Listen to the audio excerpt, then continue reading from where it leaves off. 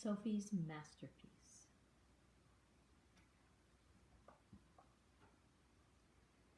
Sophie was no ordinary house spider.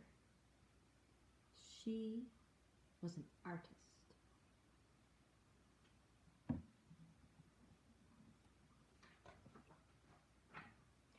She spun webs more wondrous than anyone had ever seen. Her playmates called her incredible. Her mama was proud.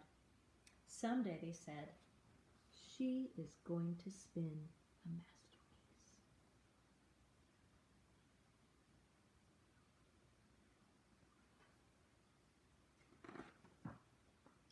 When Sophie arrived at that age when a young spider must strike out on her own, she moved to Beckman's boarding house.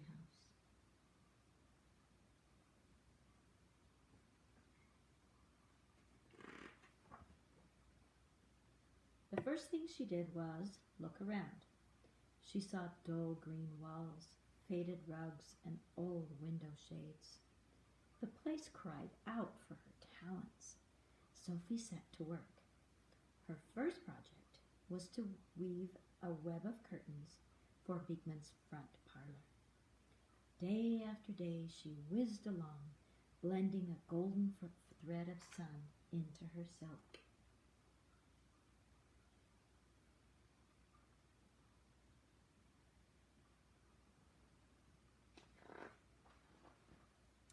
Then one day the landlady noticed her and screamed, "I'll have no spiders in my parlor." She swatted at Sophie with a dust rag. Sophie knew when she wasn't wanted. She scampered across the wall and up the stairs into the tugboat captain's closet. Goodness.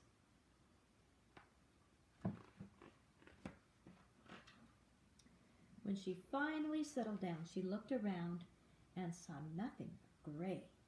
Gray shirts, gray pants, gray sweaters. The captain needs a new suit, Sophie decided. Something bright, blue like sky. She began to spin patiently. A sleeve, a collar. One day the tugboat captain caught Sophie at work. A spider! Then he climbed onto the windowsill and out to the roof. Sophie did not want anyone falling off the roof on her account. She scuttled out of the closet, down the hall, and into the cook's bedroom slipper.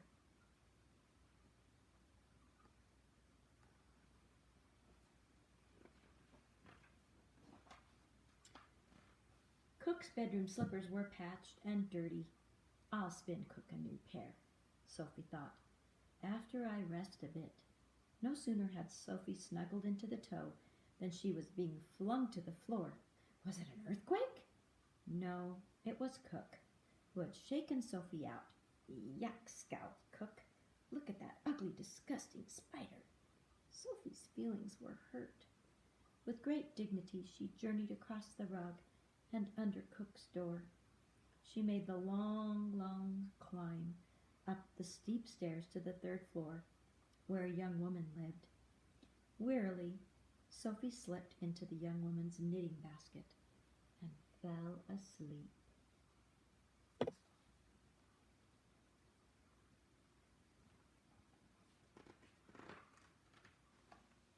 By this time, many spider years had passed. Sophie was older. She only had enough energy to spin a few small things for herself.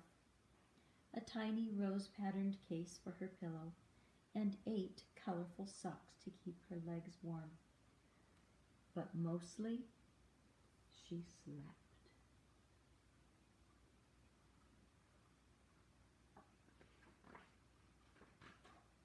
Then one day, the young woman discovered Sophie. "Oh no," thought Sophie, close to tears. She knew she did not have the strength for any more journeys. But the young woman did not swat at Sophie with the dust rag. She did not climb on the roof. She did not say that Sophie was ugly. She simply smiled.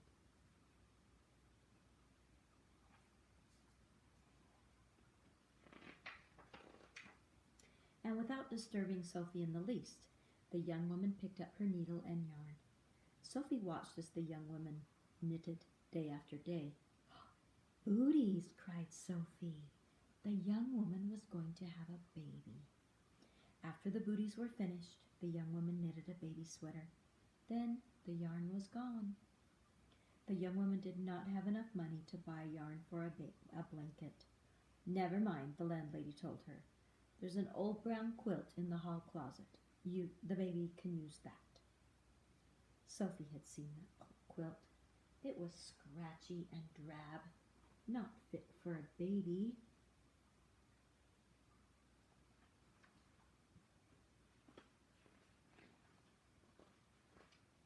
Sophie knew the answer. She would have to spin a blanket herself.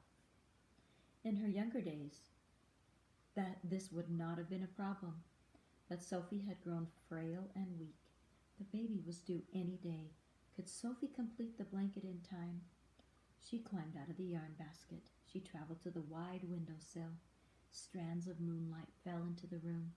"Excellent," she thought. "I'll weave those strands into the baby's blanket. Some starlight, too." Sophie began.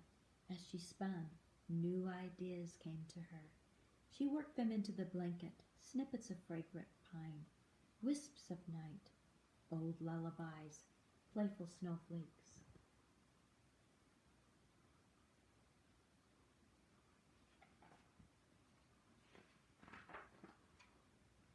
Sophie spun without blinking, or eating, or sleeping. She was never more exhausted or determined. On and on she spun. She was down to the farthest corner of the blanket when she heard the cry of the young woman's newborn baby. And there, on that farthest corner, is where Sophie wove into the blanket her very own heart.